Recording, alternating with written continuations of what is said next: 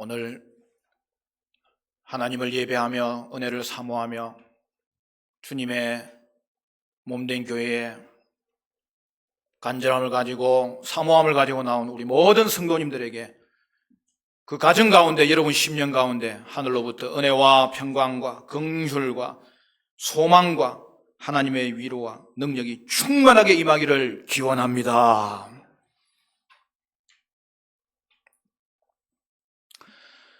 하나님은 우리에게 왜 입은 하나, 귀는 두 개를 주셨을까요? 그것은 우리가 말하는 것보다 듣는 것을 두 배로 하라는 의미가 있을 거예요. 이는 경청의 중요성을 가르쳐 줍니다. 인간이 말하는 법을 배우는 데는 2년 정도 걸리지만 듣는 법을 배우는 데는 80년이 걸린다고 이야기합니다. 그만큼 듣는 기술을 배우고 습득한 일은 끊임없이 연마해야 되는 장기 훈련이라는 생각이 듭니다. 야고보서 1장 19절은 이렇게 말합니다. 내 사랑하는 형제들아, 너희가 알지니 사람마다 듣기는 속히하고 말하기는 더디하며 성내기도 더디하라. 여러분, 소통은 경청하는 기술에서부터 시작되는 겁니다. 그러므로 사랑하는 성도 여러분은 서로 경청할 수 있어서 서로 통하는 관계가 이루어지시기를 간절히 축원합니다. 성벽 재건이 이제 실행되는데 느헤미야가 백성들을 이끌 때 백성들이 온 마음과 뜻이 하나가 되어서 그것도 조직적으로 체계적으로 일들을 준행한 기록이 느헤미야 3장에 구체적으로 나타나 있죠. 그 중에서 우리가 먼저 살펴보는 것은 이 성벽 재건에는 10개의 성문도 건축되었음을 확인하는 것입니다. 우리 PPT 하나 볼까요? 가운데 위에가 동그랗고 밑에가 뾰족한 이게 성벽 재건이에요. 여러분 거기 보면 저 북쪽으로는 성전이 있어요. 성전이라고 써놓았죠. 이제 양문부터 오늘 목록이 기록되어 있죠. 양문은 성전하고 바로 연결된 문이에요. 그래서 양문이 있고 그 옆에 의문이 있고 이제 서쪽으로는 옛문과 골짜기 문이 있고 남쪽에 뾰족한 부분에 분문과 샘문이 있고 그 다음에 가장 문이 많은 오른쪽에는 수문과 마문과 동문과 한밉간문이 나열되고 있었던 것입니다. 그 다음 PPT 한번 볼까요? 이거는 모형으로 만들어 놓은 건데 좀 입체적으로 보이죠?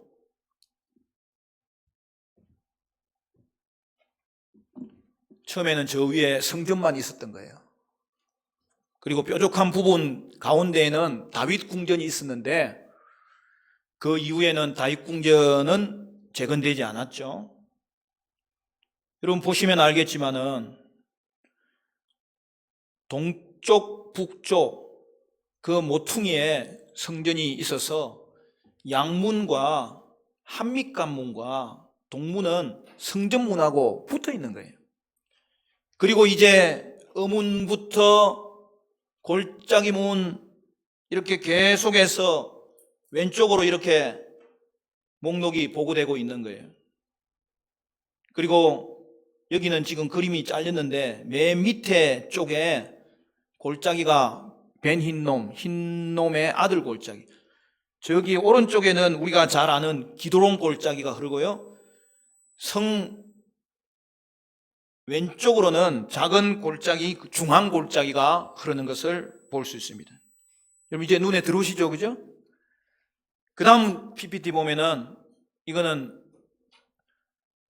작업을 이렇게 했을 것이다. 화가가 그림을 그려놓은 것입니다. 여러분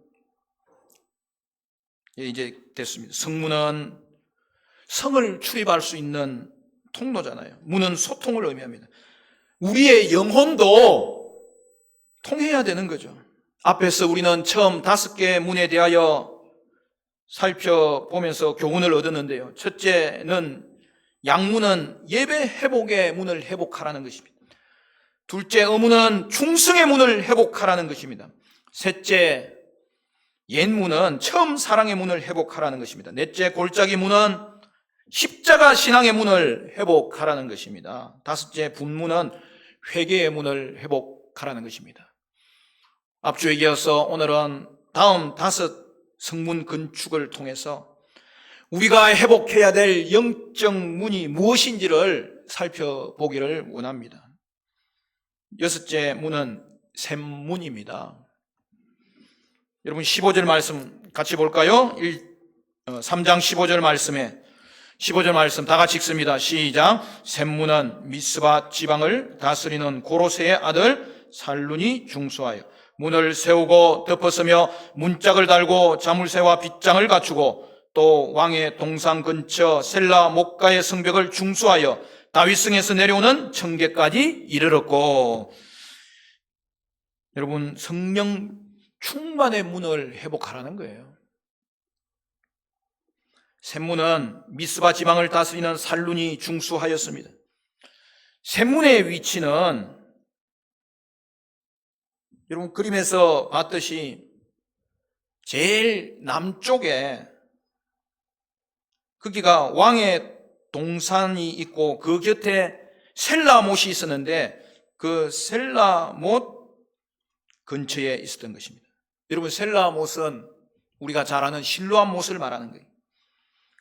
샘문은 예루살렘 성 안에 물을 공급하는 곳입니다. 여러분 우리에게 생수를 공급하는 분은 누구십니까? 예수님입니다. 요한복음 4장 14절은 이렇게 말합니다. 내가 주는 물을 마시는 자는 영원히 목마르지 아니하리니 내가 주는 물은 그 속에서 영생하도록 솟아나는 샘물이 되리라. 그러면 여러분 생수를 공급하는 우리 예수님께서 주시는 이 생수는 누구입니까? 그것은 이어지는 요한복음 7장 37절에 이렇게 말합니다. 명절 끝날 곧 큰 날에 예수께서 서서 외쳐 이르시되 누구든지 목마르거든 내게로 와서 마시라. 나를 믿는 자는 성경의 이름과 같이 그 배에서 생수의 강이 흘러나오리라 하시니 이는 그를 믿는 자들이 받을 성령을 가리켜 말씀하신 것이라. 예수께서 아직 영광을 받지 않으셨으므로 성령이 아직 그들에게 계시지 아니하시더라. 여러분 그러므로 샘물의 역할을 볼 때 샘물은 샘문을 통하여서 성령 충만을 회복하라는 뜻이죠. 예수님은 승천하실 때에 우리를 위하여 보혜사 성령님을 보내주시겠다고 약속하셨습니다. 그리고 우리 예수님께서 십자가에서 우리 죄를 위해서 죽으시고 부활하신 이후에 이 땅에 40일 동안 계셨다가 이제 하늘로 승천하시고 하나님의 우편에 그의 모든 구속 사역을 보여주시며 인정받으신 이후에 그의 통치권이 이제는 이 땅에 드러나게 되는데 그때 제일 먼저 하신 일이 뭐냐? 예수님께서 성령을 이 땅에 보내주신 거예요. 여러분 성령님께서 오순절 날에 오셨습니다. 그러므로 여러분 우리가 예수를 믿으면 예수님이 우리 안에 거하시지만 성령님을 통해서 우리 안에 거하시는 거예요.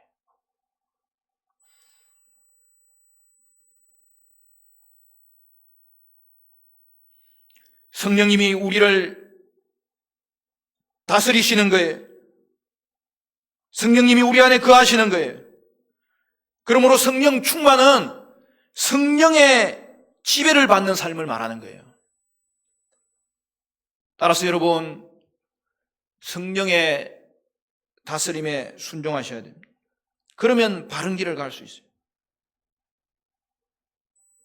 그리고 무엇보다 중요한 것은 성령님은 우리가 말씀을 깨닫도록 도와주시는 거예요. 하나님의 말씀이 아니고서는 우리에게 믿음이 생기지 않는데 그 말씀을 깨닫게 성령께서 역사하시니까 성령으로 말미암아 말씀으로 말미암아 오늘 저와 여러분이 예수님을 알게 되고 믿음이 생기고 결국 말씀을 깨닫는 이 놀라운 은혜가 저와 여러분에게 가장 큰 축복이 되게 하시는 거예요. 그러므로 여러분, 우리는 성령이 말씀을 깨닫게 해주실 때 순종할 수 있어야 됩니다. 또한 순종할 수 있습니다. 성령님은 우리를 위로하십니다. 확신을 주십니다. 평안을 주십니다. 그래서 우리는 성령 안에서 하나 될 수 있고 성령을 의지할 때 그 능력으로 말미암아 하나님의 교회 지체들이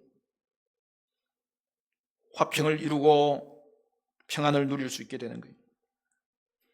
여러분, 성령 충만은 우리가 심겨진 씨앗이 이제는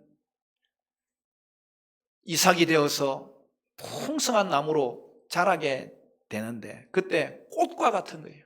꽃이 얼마나 아름답습니까? 근데 꽃의 결과는 뭐죠? 열매를 맺는 거예요. 성령 충만하면서 결과적으로 열매가 없으면 아무것도 아닌 것입니다.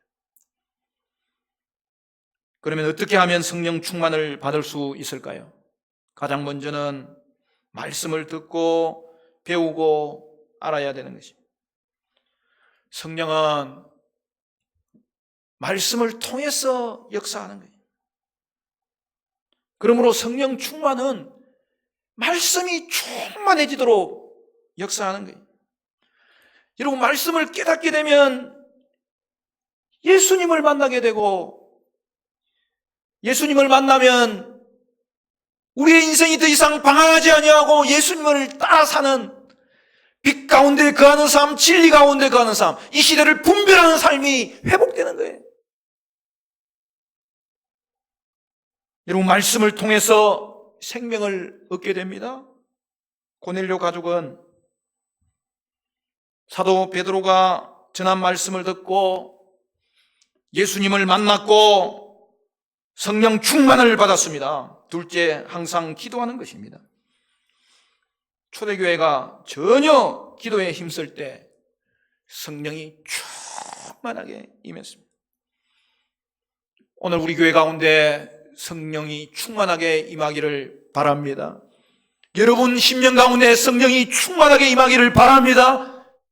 여러분 가정 가운데 성령이 충만하게 임하기를 바랍니다.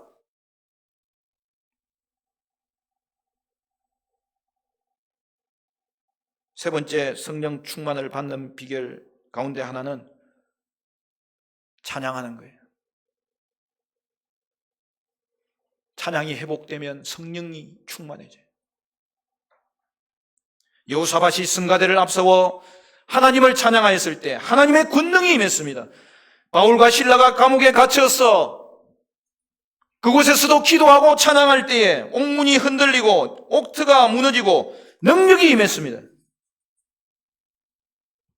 말씀, 기도, 찬양, 그것은 한마디로 말하면 예배죠. 우리가 전심으로 말씀, 기도, 찬양을 통하여서 예배할 때에 성령 충만히 임하는 거예요. 여러분, 그걸 줄여가지고 우리 요즘 젊은 애들은 줄이는 걸 좋아하죠. 말기찬이라고 하는 거예요. 말씀, 기도, 찬양. 여러분, 말기찬을 통해 예배하는 겁니다. 사랑하는 여러분, 오늘도 우리가 공적 예배 가운데 사모하는 마음을 가지고 나왔는데 말기찬을 통해서 하나님께 나아가십시오. 여러분 가정에서 말기찬을 통해서 예배하십시오. 또한 여러분 개인적으로 말기찬을 통해서 하나님께 나아가십시오. 예배가 충만하고 성령이 충만해질 것입니다. 사랑하는 성도 여러분, 우리 교회도 말기찬이 회복되고 성령의 충만이 임하고 그리하여서 예수로 충만한 교회가 될 수 있기를 간절히 축원합니다. 성령님은 예수님이 하나님이 보낸 영이시기 때문에 삼위일체 하나님은 동등하시지만 예수님을 드러내는 영이세요. 예수님을 높이는 영이세요. 그래서 성령 충만은 가장 먼저 예수 충만이죠. 오늘 우리에게 성령이 임재하시면 그의 성령의 역사로 말미암아 믿음을 가지게 되고 그 믿음이 거듭나는 역사를 일으키고 결국에는 우리의 죄를 볼 수 있고 예수님을 향하여 우리는 우리의 시선을 들어서 예수님을 사모하는 놀라운 예수 충만의 자리에 이르는 거죠. 성령 충만하면 예수를 만납니다. 성령 충만하면 예수로 충만합니다. 무엇보다도 예수님의 마음으로 충만합니다. 그리하여 예수님의 마음으로 섬기는 것입니다. 예수님의 마음으로 교제하는 것입니다. 예수님의 마음으로 전도하는 것입니다. 예수님의 마음으로 예배하고 예수님의 마음으로 봉사하는 거예요.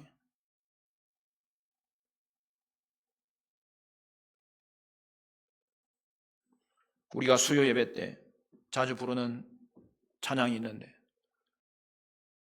감사 예수. 저는 그 찬양이 좋은 이유가 10절이나 돼요. 여러분 복음송 중에 10절 있는 복음송 여러분 다른 거 아세요? 감사 예수, 감사 예수, 감사 예수 내 맘에 감사 예수, 감사 예수, 감사 예수 내 맘에. 그 다음에는 성령 충만 예수, 성령 충만 예수.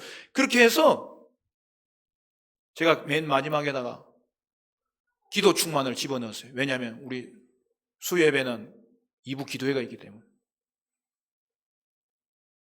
그리고 성령 충만 예수니까 예수 충만이 담겨져 있으니까 그 찬양 안에 12개의 충만이 다 담겨져 있는 거예요.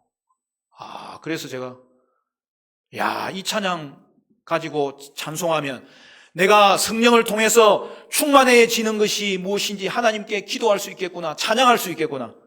이 찬양 통해서 또 찬양하면은 그냥 이것이 나의 기도 제목이 또 될 수 있겠구나.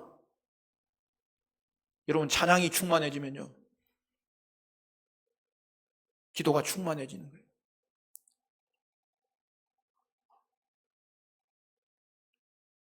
그러니까 보십시오. 성령 충만, 예수 충만, 감사 충만을 통하여서 다른 충만들도 계속 이어지는 거예요. 계속 이어지는 거예요. 그 은혜가 저와 여러분 가운데 있기를 간절히 축원합니다. 축원합니다. 여러분 우리 교회에 예수 충만, 성령 충만, 그리고 감사 충만이 임하시기를 축복합니다. 계속적으로 여러분 사랑 충만, 말씀 충만, 찬양 충만이 회복되기를 바랍니다. 계속적으로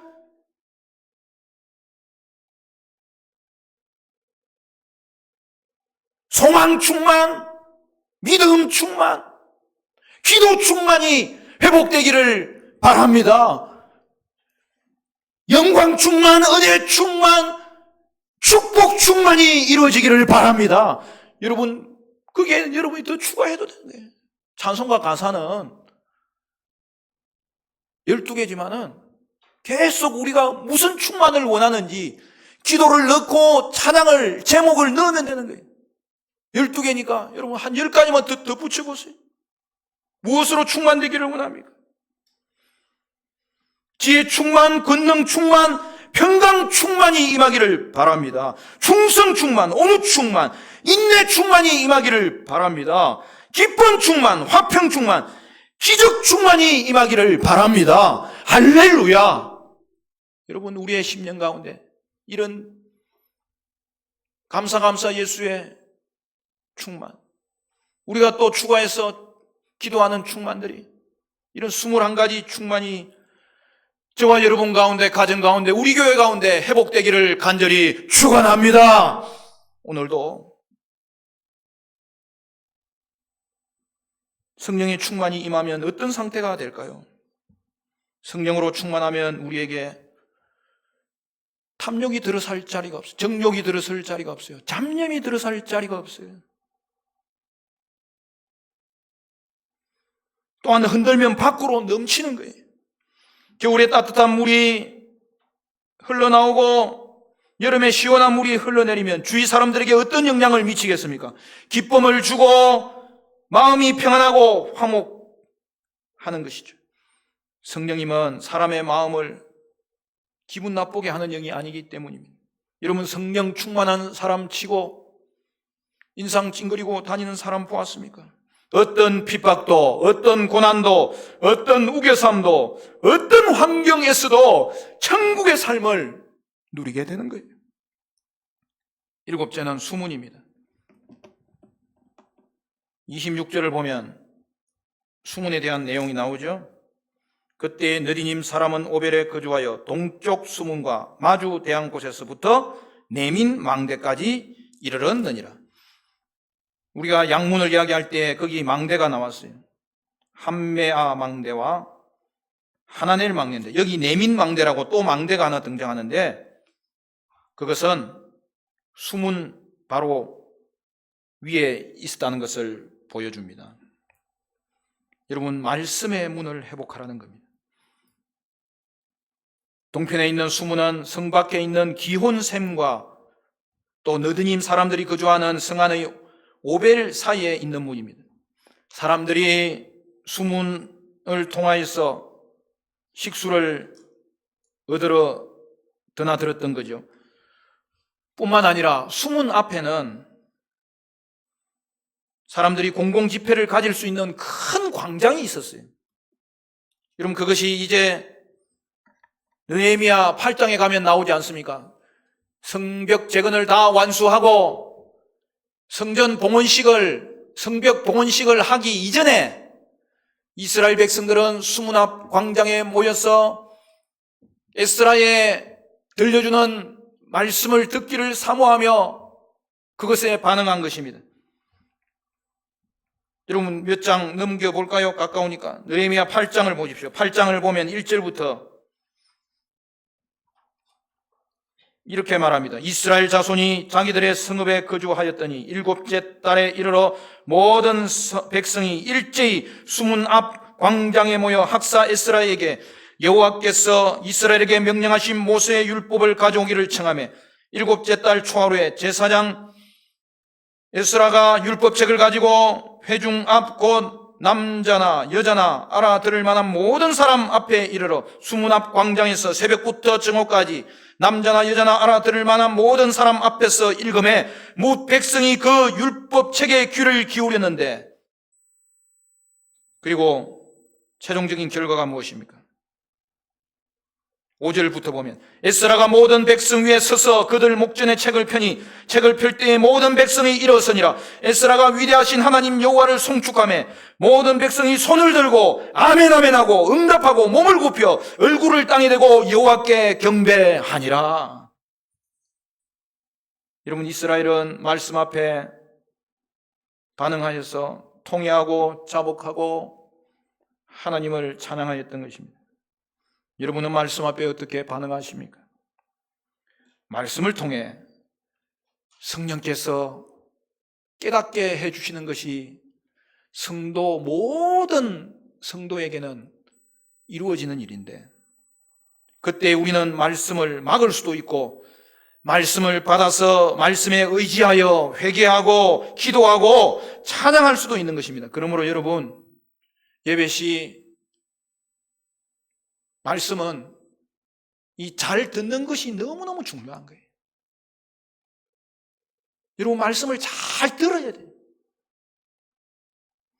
사랑하는 성도 여러분, 우리 교회는 목사는 피를 토하는 심정으로 말씀을 전하고 성도 여러분은 갈급한 심정으로 말씀을 받고 말씀에 반응하는 그런 교회 될 수 있기를 간절히 바랍니다.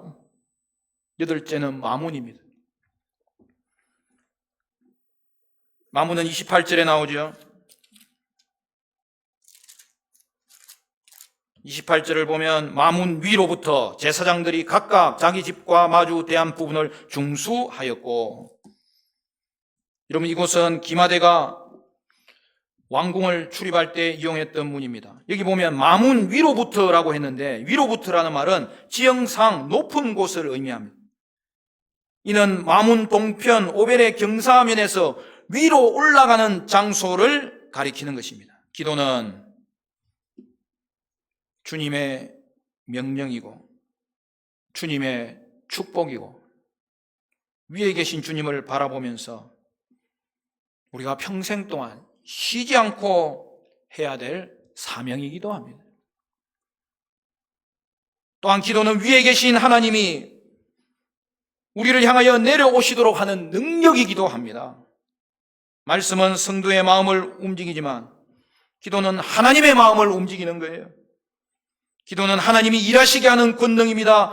기도는 사명으로서 우리 자신을 위하여, 가정을 위하여, 교회를 위하여, 이웃을 위하여, 하나님 나라를 위해서 기도해야 되는 것입니다. 여러분, 우리가 기도해야 될 내용이 얼마나 많습니까? 중보하며 기도하시기를 바랍니다. 그런데 중보하며 기도하면 그것은 자신에게 복이 돼요. 깨어있게 되는 것입니다. 하나님의 일하심을 경험할 수 있게 되는 거예요. 또한 기도는 축복입니다. 기도는 어느 때든지 하나님의 자녀로서 아버지의 이름을 부르며 그와 만날 수 있고 교제할 수 있고 의논할 수 있고 우리의 마음을 토로할 수 있고 그에게 모든 것을 맡길 수 있는 교제하는 특권이에요. 또한 기도는 신앙 고백이며 찬양입니다. 그리고 잘 알듯이 기도는 호흡입니다. 우리가 살아있는 것을 보여주는 심장과 같은 거예요. 오늘도 주님과 함께 동행하고 살아있다면 기도하십시오. 기도로 여러분이 신앙으로 살아있음을 날마다 증명해야 됩니다. 그리고 아홉째는 동문입니다. 29절에 그 내용이 나오지요. 그 다음은 임멜의 아들 사독이 자기 집과 마주 대한 부분을 중수하였고, 그 다음은 동문직이 스가냐의 아들 스마야가 중수하였고. 여러분, 소망의 문을 회복하라는 것입니다. 이것은 성벽의 동문이면서 이제부터는 성전과 연결된 성전의 문이라는 것을 기억할 필요가 있습니다. 그러니까 여러분, 이 동문은 이 동쪽 지역의 문 중에서 북쪽으로, 그래서 그 성전이 있는 성전에 들어가는 문과 합쳐져 있어서 여러분, 성전은 언제든지 동쪽으로 열려져 있었지 않습니까? 에스겔은 환상 가운데 여호와의 영광이 성전 동문을 떠나는 것을 보았어요. 또한 에스겔에 의하면 똑같은 방법으로 동문을 향하여 여호와께서 다시 오시는 것을 보았어요. 그리고 그곳에 생수가 흘러넘쳐서 동문으로 물이 흘러나갑니다.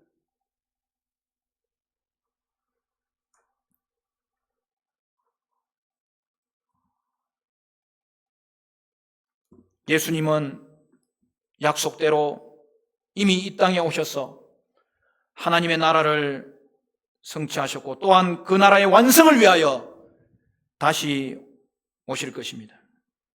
여러분, 이것이 성도가 가지는 소망 아닙니까? 이 땅에 임한 하나님 나라가 있기 때문에 우리는 소망을 간직하고 장차 임할 완성된 하나님의 나라가 있기 때문에 우리는 소망을 잃지 않습니다.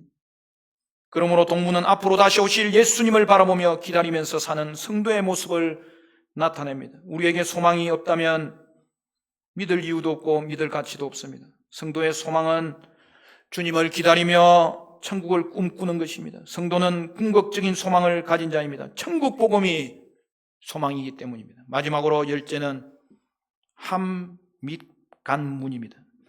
여러분 31절 말씀은 우리 같이 읽습니다. 31절 다 같이 시작. 그 다음은 금장색 말기야가 함밑간 문과 마주대한 부분을 중수하여 느디님 사람과 상인들의 집에서부터 성모퉁이 성루에 이르렀고, 전도의 문을 회복하라는 것입니다. 함밑간 문은 동쪽 성벽의 제일 북쪽 끝에 있는 문으로 처음 시작한 양문과 이 앞에 언급한 동문과 더불어 성전과 연결되어 있는 세 문 중에 하나입니다. 함밑간 문은 점호문이라고도 하는데 이 문 앞에서 점호나 군사 소집과 관련된 일을 했기 때문입니다. 특히 함밑간 문은 동쪽 성벽과 북쪽 성벽이 만나는 그 모퉁이의 성루로 이어집니다. 성루는 높은 곳에 위치하여 동쪽 성벽에서 북쪽 성벽까지 모든 부분을 경계할 수 있는 위치에 있었습니다.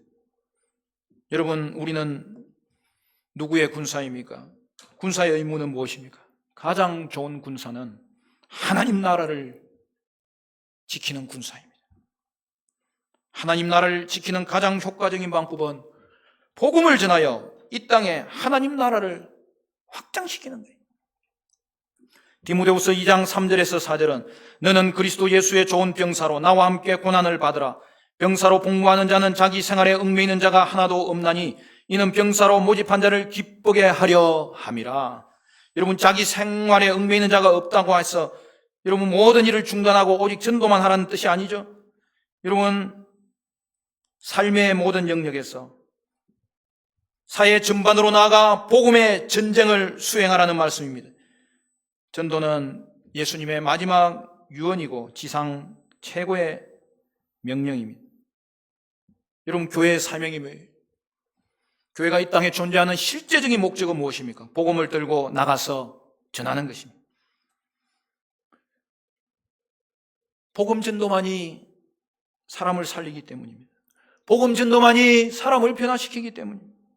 그러므로 전도는 사람을 데려오는 것이 아니라 말씀을 전하는 거예요. 복음을 전하는 거예요. 예수님을 전하는 거예요. 생명을 전하는 거예요. 그런 의미에서 기독교는 전도교라고 해야 돼요.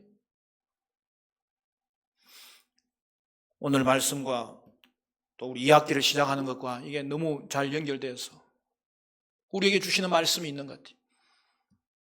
우리가 올해는 새생명 축제를 10월 마지막 줄 10월 27일 날 합니다. 그래서 오늘부터 2달간 전도 주간을 선포합니다. 다음 주일은 태신자 작정을 하겠으니 여러분 한 주간 기도로 준비하시기를 바라고, 추석 지나서 우리 22일도 한 번 더 태신자 작정하는 주일로 갖겠습니다. 여러분, 성도는 천국 백성입니다. 그러므로 이 땅에서도 천경살을 사는 자입니다. 오늘 자꾸 줄이다 보니까 하나만 더 줄이겠습니다. 여러분, 천경삼이 뭐예요? 제가 누구한테 들었어요. 천국을 경험하는 삶. 여러분, 이것보다 더 중요한 성도의 삶이 어디 있겠습니까? 이것보다 더 좋은 성도의 삶이 어디 있겠습니까? 우리에게 주신 특권이 이거 아니겠습니까? 오늘 우리는 이 땅에 살지만 천국 백성이고 이 땅에서도 천국을 경험하는 삶을 사는 것인데,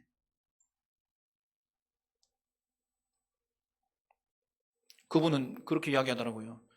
천경삼이 산삼보다 좋다고. 참 멋있는 말을 하더라고요. 여러분, 산삼 한 뿌리 먹고 싶었어요? 천경삶을 사시면 돼요. 할렐루야. 출애굽기 19장 6절은 이렇게 말합니다. 너희가 내게 대하여 제사장 나라가 되며 거룩한 백성이 되랴. 너는 이 말을 이스라엘 자손에게 전할지니라. 여러분 보십시오. 이스라엘이 애굽의 종되었던 자리에서 해방되어 언약 백성이 되었습니다. 그것은 다른 말로 이야기하면 제사장 나라가 되었다는 거예요. 거룩한 백성이 되었다는 거예요. 애굽에서 이제는 기적을 맛보았으니까 그것을 전하라는 거죠. 여러분 성도도 마찬가지입니다. 우리는 세상 가운데 죄 가운데서 부름받아서 주님을 만났고 예수님으로 말미암아 구원을 받았어요. 이제는 전하는 것까지 해야 된다는 거예요. 그 모든 성도는 전도자가 되어야 됩니다. 여러분, 이 언약의 표현 중에 있는 제사장 나라는 뭐예요? 그것은 천국 맛집을 말하는 거예요. 거룩한 백성은 뭐예요? 천국의 멋쟁이인 우리 성도님들을 말하는 거예요. 사랑하는 성도 여러분, 이 땅에 살면서 이 땅에 속하지 않지만은 이 땅을 향하여 축복의 통로자로 하나님께서 우리를 제사장 나라와 거룩한 백성으로 세웠는데, 여러분 우리 교회는 천국 맛집이 될 수 있기를 바랍니다. 저와 여러분은 천국을 경험하는 삶을 삶으로 천국 멋쟁이가 되시기를 바랍니다. 그리하여 여러분 천국을 이 땅에서도 실감하는 거예요. 이 땅에서도 천국을 경험하는 거예요. 그리고 이 땅에서 천국을 확장하는 거예요. 말씀을 맺겠습니다. 사랑하는 성도 여러분, 영적 문들이 회복될 수 있어서 하나님과 통하고 이웃과 통하는 은혜가 있기를 바라고, 특별히 전도의 문이 회복되어서 여러분은 천국을 경험하는 천국 멋쟁이가 되시고 우리 교회는 천국 맛집이 되는 놀라운 은혜가 임하게 되시기를 주님의 이름으로 간절히 축원합니다.